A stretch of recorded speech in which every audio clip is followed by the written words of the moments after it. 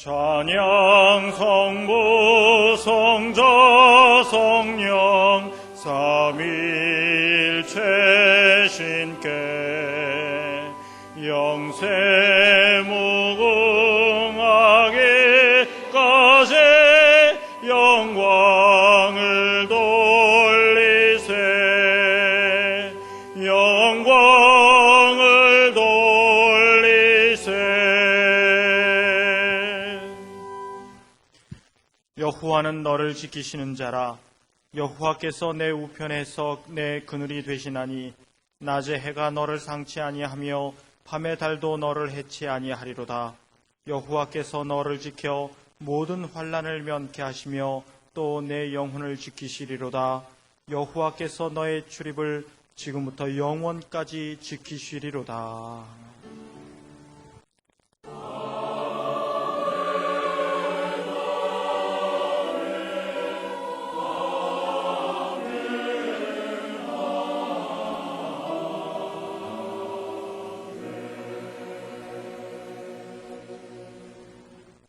하나님께서 우리에게 주시는 구약의 말씀은 시편 27편 9절에서부터 14절까지입니다.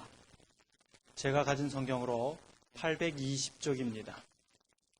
주의 얼굴을 내게서 숨기지 마시고 주의 종을 노하여 버리지 마소서.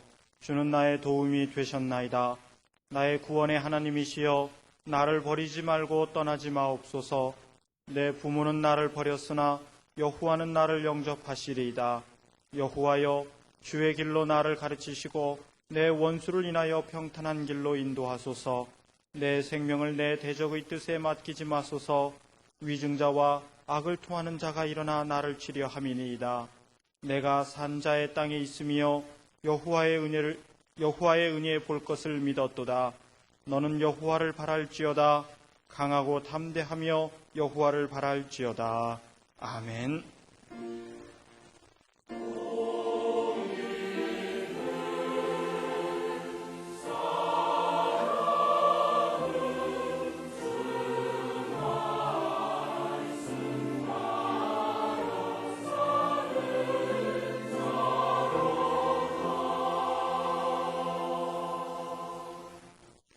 하나님께서 우리에게 주시는 신약의 말씀은 요한복음 4장 39절에서부터 42절까지입니다.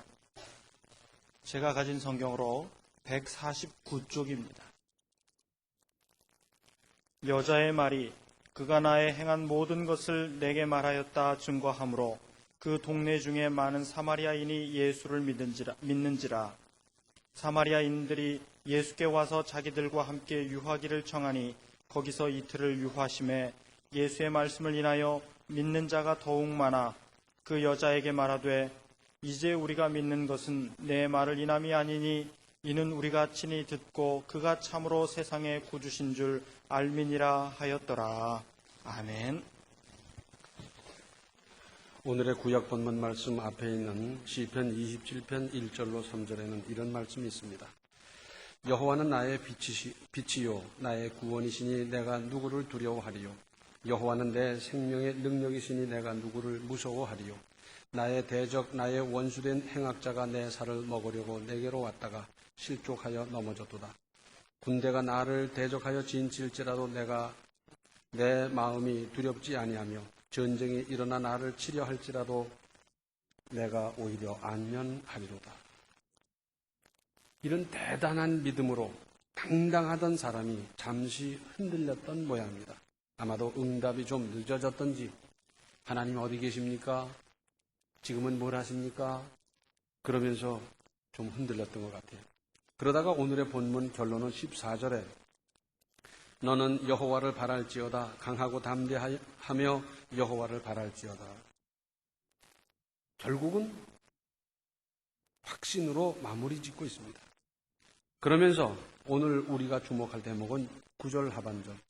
구원의 하나님이시여 나를 버리지 말고 떠나지 마옵소서. 이것은 애절한 호소입니다.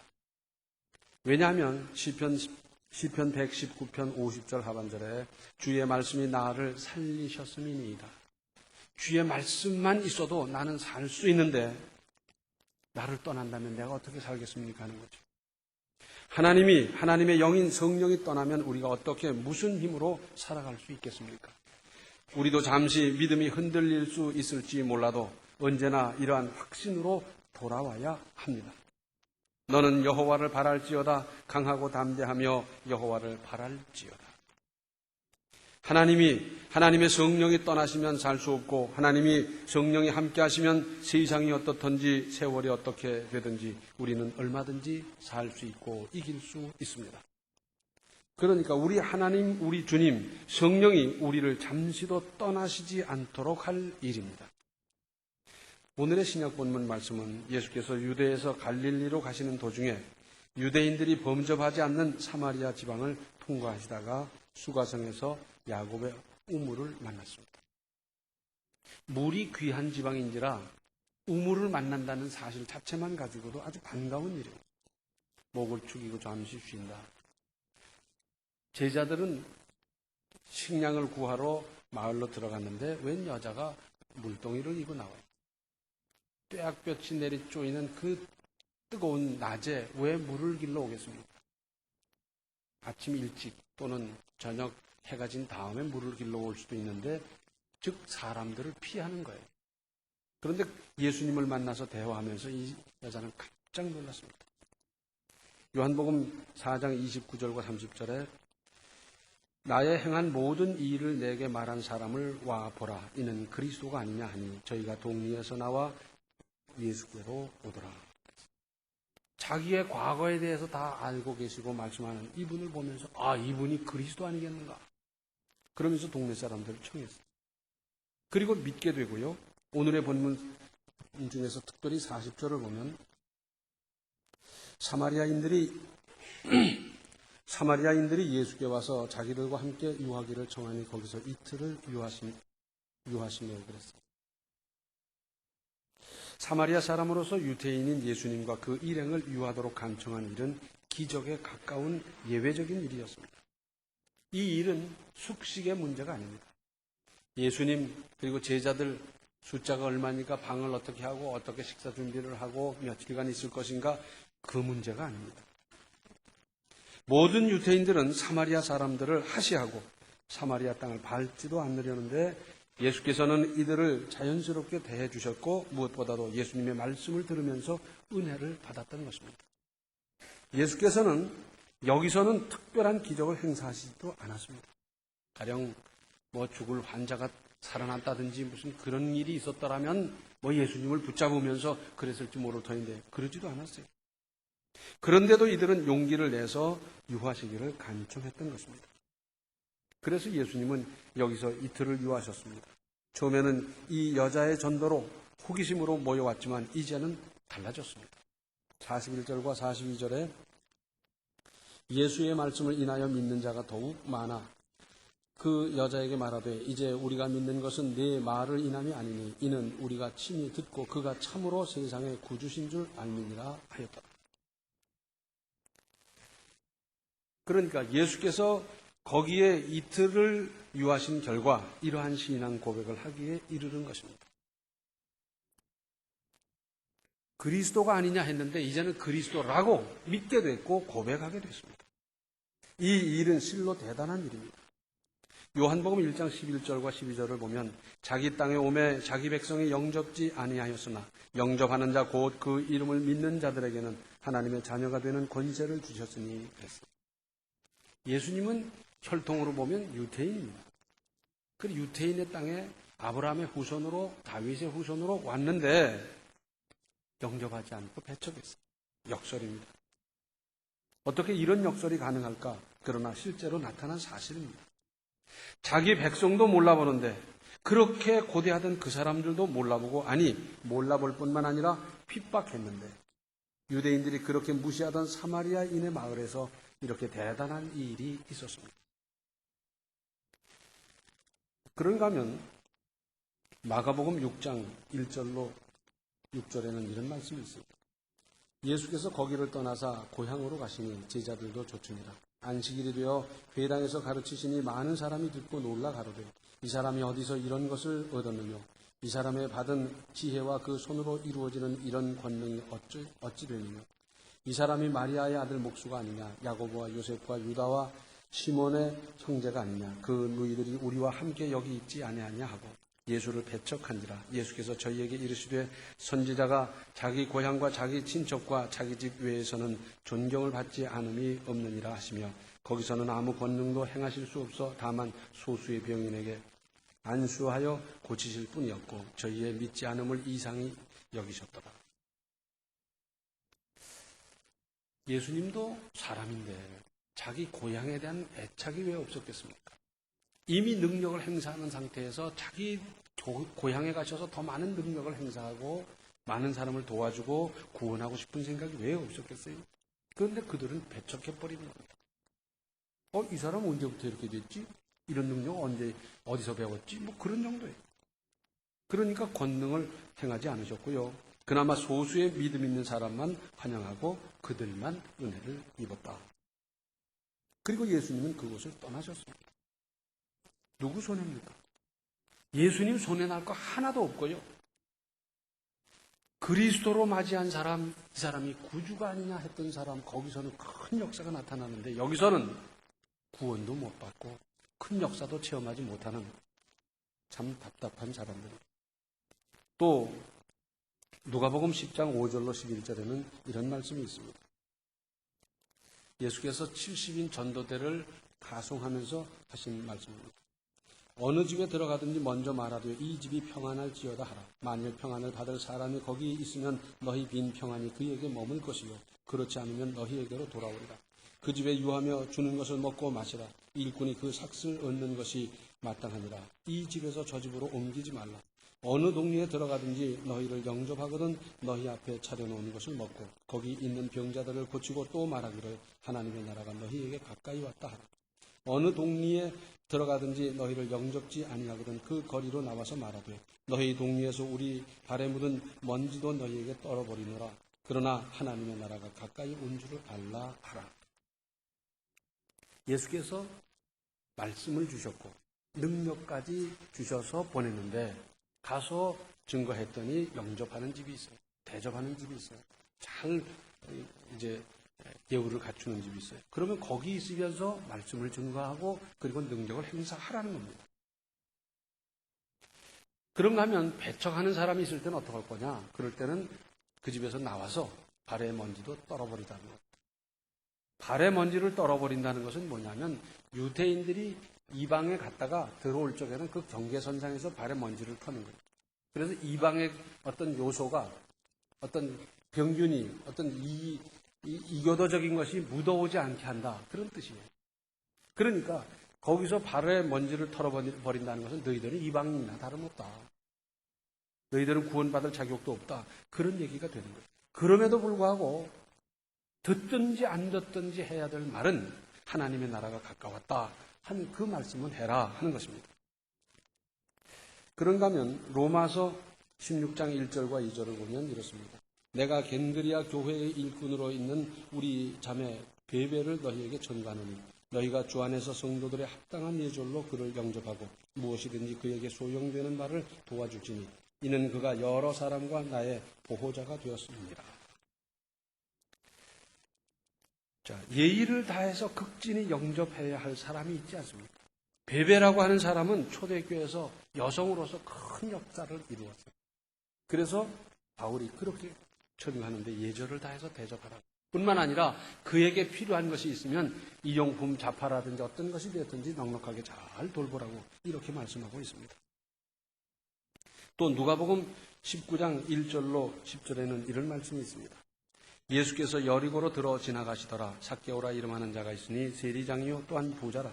저가 예수께서 어떠한 사람인가 하여 보고자 하되 키가 작고 사람이 많아 할 수 없어 앞으로 달려가 보기 위하여 뽕나무에 올라가니 이는 예수께서 그리로 지나가시게 되미로다. 예수께서 그곳에 이르사 우러러보시고 이르시되 삭개오야 속히 내려오라. 내가 오늘 네 집에 유하여야 하겠다 하시니 급히 내려와 즐거워하며 영접하거늘 무사람이 보고 수군거려 가려되 저가 죄인의 집에 유하러 들어갔도다 하더라. 삭개오가 서서 주께 여짜오되 주여 보시옵소서 내 소유의 절반을 가난한 자들에게 주겠사오며 만일 네 것을 토색한 일이 있으면 4배나 갚겠나이다. 예수께서 이르시되 오늘 구원이 이 집에 이르렀으니 이 사람도 아브라함의 자손이미로다. 인자에 온 것은 잃어버린 자를 찾아 구원하려 합니다. 여기서 특별히 5절 하반절에 내가 오늘 네 집에 유하여야 하겠다. 예수님은 자 우리 집에 들어오셔서 좀 쉬십시오 하는 그런 일이 별로 없었고요. 또 내가 네 집에 유하여야 되겠다 한 일도 별로 없는 일이에요. 이건 특별한 일입니다. 무슨 뜻입니까? 삭개오의 마음까지 꿰뚫어 보시는 예수님의 뜨거운 사랑이었습니다. 예수께서 거기 유하심으로 엄청난 역사가 나타났습니다. 사실은 거기서 주무신 것도 아닌데 이 말씀을 들은 삭개오는 급히 내려와 즐거워하며 예수님을 영접했습니다. 유대 나라에서는 주인이 어디 갔다 들어오면 종이 물을 떠와서 그 발을 씻기는 것부터 이제 그 발을 씻고 그리고 손을 씻고 그리고 집에 들어가는 거예요. 아마도 이 삭개오는 예수님을 맞으면서 물을 떠다 손을 씻게 하고 발을 씻게 하고 그러면서 잠자리라든지 앉을 자리라든지 이런 걸 정성껏 보살폈던 것 같아요. 그러면서 8절에 삭개오가 서서 주께 여짜오되 주여 보시옵소서 내 소유의 절반을 가난한 자들에게 주겠사오며 만일 네 것을 토색한 일이 있으면 4배나 갚겠나이다. 자, 예수님이 지금 그렇게 들어가셔서 상당한 시간이 흐른 것도 아닌데 그런데 이렇게 절단하는 겁니다. 이것은 경천동지할 만한 사건입니다. 생각해 보세요. 성경에 보면 세리와 창기 그렇게 나왔어요. 이 세리는 로마 정부와 손을 잡고 자기가 관리하는 지역에다 세금을 부과하고 거기서 거쳐진 세금 그것을 로마의 정부에 바치고 나머지는 자기가 갖는 거예요. 그러니까 로마 정부에 아부한다는 것과 자기 것을 많이 가지게 하기 위해서는 많은 세금을 부과해야 되기 때문에 거기 따르는 부작용과 등등 해서 창기만큼 업신여기는 거예요. 사람들이 거래도 안 하고 대화도 안 하고 출입도 안 하고 아주 손가락질하는 거예요. 여기서도 예수께서 거기 들어갔더니 죄인의 집에 들어갔다 그러지 않습니까? 그러니까 많은 사람들의 그 따가운 눈총을 받아가면서 소외당해가면서 오로지 돈을 줘야 되겠다 이 생각하면서 쥐었던 그 돈, 이건 기가 막힌 겁니다. 그런데 그 소유의 절반을 가난한 사람에게 주고 남은 절반 가운데서 토색한 것이 있으면 4배로 갚겠습니다. 이 말은 그건 강도짓 한 겁니다. 그 말입니다. 강도의 경우 4배를 갚게 돼 있거든요. 그러면 남은 절반의 재산 중에서 토색한 것이 있다면 4배로 갚았을 때 그 사람의 재산은 어떻게 되는 겁니까? 남는 게 없어요. 남는 게 없어요. 여기에 대한 예수님의 평가와 결론이 있습니다. 9절과 10절에 예수께서 이르시되 오늘 구원이 이 집에 이르렀으니 이 사람도 아브라함의 자손이미로다. 인자에 온 것은 잃어버린 자를 찾아 구원하려 함이니라. 예수님 대단한 칭찬을 하셨어요. 예수님께 간청해서 나를 떠나시는 것이 아니라 내게 유하시도록 할 일입니다. 나와 함께 하시고 같이 계시고 내 인생을 살아주시고.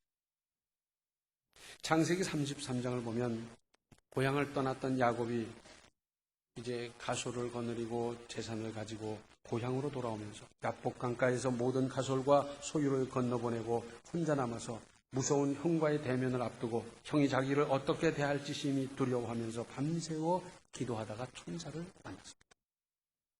그 천사를 끈질기게 붙잡고 씨름하면서 애걸하는 말, 당신이 내게 축복하지 아니하면 가게 하지 아니하겠나이다. 얼마나 부둥켜 안고 애절하게 부르짖었는지 아마도 천사가 숨이 막혔는지 한 대 쳐버렸어요. 그랬더니 이 허리뼈가 위골이 됐다 그랬어요. 그 후로 그는 쩔룩쩔룩했다고요. 찾아오기까지 한 천사를 그냥 보낼 수 없고 하나님의 복을 받아야겠다는 집념으로 이렇게 매달렸던 것입니다. 오래전 이야기입니다. 서울에 평범한 한 가정이 있었는데 거기는 초등학교 2학년짜리 남자 어린이와 여동생 하나가 있었어요. 그런데 이 남자 어린이는 할머니를 그렇게 좋아하는 거예요.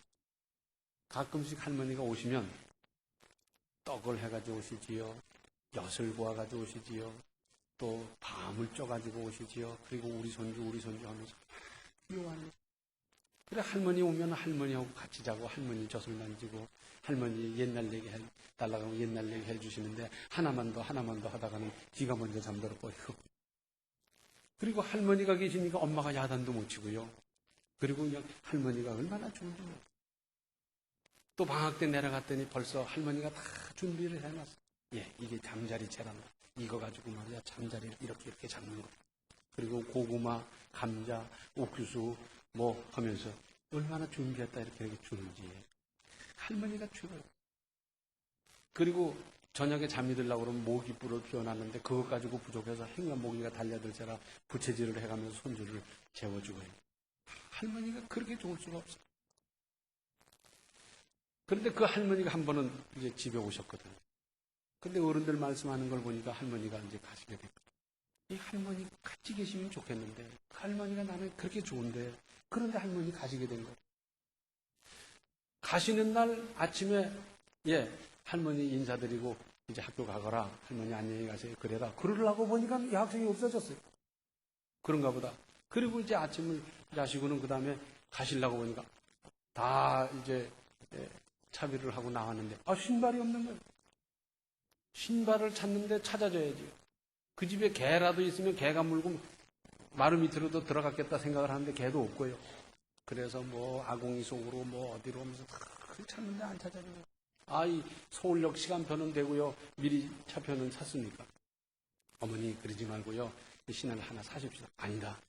찾으면 나올 텐데 왜 그걸 사니?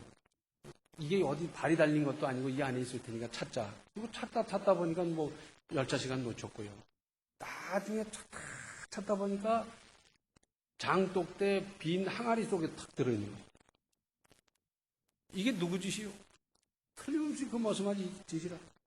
나중에 학교 갔다 온 다음에 엄마가 막 야단을 치고요. 할머니 가시게 해야 되는데 그렇게 했다고 막 야단 치니까 야단을 다 맞고 나서 하는 말이 할머니 같이 살면 안 돼.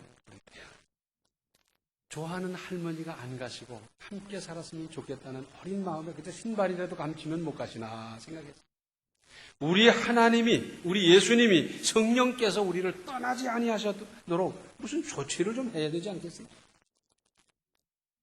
계시록 2장을 보면 초대교회에 대한 말씀이 나오는데 그중에 에베소 교회에 대해서 크게 칭찬을 하고 이어서 처음 사랑을 버렸다고 책망하면서 5절에 그러므로 어디서 떨어진 것을 생각하고 회개하여 처음 행위를 가지라.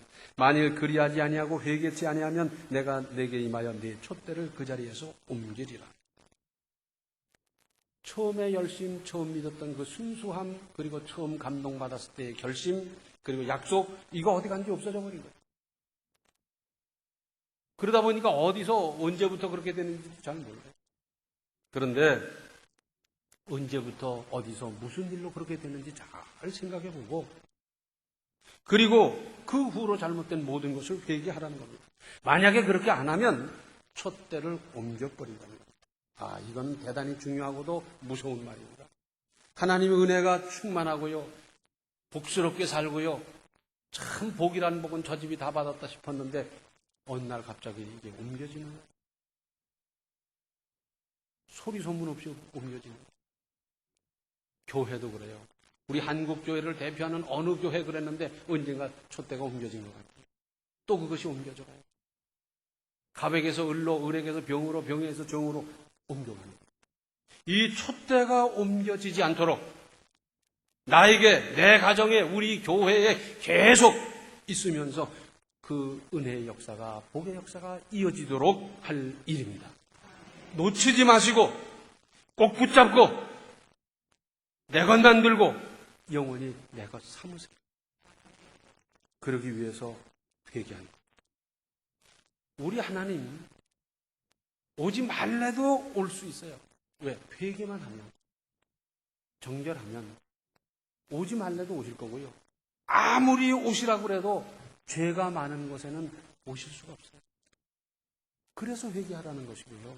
회개하면 우리 주님 오시지 말래도 오셔서 우리를 도우시고 함께 하시고 역사하시고 은혜 주실 겁니다. 그런데 그보다 더 중요한 것이 있어요. 그것은 내가 주님을 떠난 것. 사실 지금까지 하나님께서 우리를 떠나기보다는 내가 주님을 떠난 경우가 얼마나 많아요. 잠시 떠나기도 하고, 석 달 떠나기도 하고, 10년 떠나기도 하고, 그러면서 내가 떠난 일이 얼마나 많습니까? 시편 119편 10절을 보면 내가 진실로 주를 찾았사오니 주의 계명에서 떠나지 말게 하소서. 여기 포함된 뜻은 이런 겁니다. 이것은 권력으로 해결할까 권력을 찾아가 봤고, 이것은 물질로 해결할까 물질을 찾아가 봤고, 이것은 무슨 방법으로 과학으로 뭐로 해결할까 그리로 찾아봤는데 그것으로 된 일이 없고요. 나중에 가서야 주의 말씀으로 해결을 받을 수밖에 없더라. 찾아왔고 그리고 은혜를 입어서 해결을 보았어요. 그러고 났더니 드디어 내가 열쇠를 쥔 거예요. 그렇게 됐으니까 이제 주의 계명에서 떠나지 않게 하도록, 어떤 유혹이 와도 핍박이 와도 무슨 사연이 생긴다 하더라도 떠나지 않도록 나를 좀 지켜주십시오 하는 말씀이고요. 시편 119편 51절을 보면 교만한 자가 나를 심히 조롱하였어도 나는 주의 법을 떠나지 아니하였나이다. 우리 조롱하는 사람 많이 있죠. 내가 믿는 하나님이 살아있다면 그럴 수가 있느냐, 뭐 어쩌냐 저쩌냐 별 소리를 다 듣지만은 그런 조롱을 받아도 나는 주의 법을 떠나지 아니한 것을 주님께서 아시지 않습니까? 그 말입니다. 저는 안 떠났습니다. 핍박이 와도 바람이 불어도 날씨가 추워도 어떤 조건 하에서도 주님 떠나지 아니하고 주님의 법을 지키기 위해서 얼마나 노력하고 몸부림친 걸 주님 아시지 않습니까? 그 말입니다. 또 잠언 4장 2절을 보면 내가 선한 도리를 너희에게 전하노니 내 법을 떠나지 말라. 이것이 살 길이에요. 여기에 은혜가 있고 여기에 방법이 있고 여기에 복이 있습니다. 그래서 떠나지 말라는 겁니다.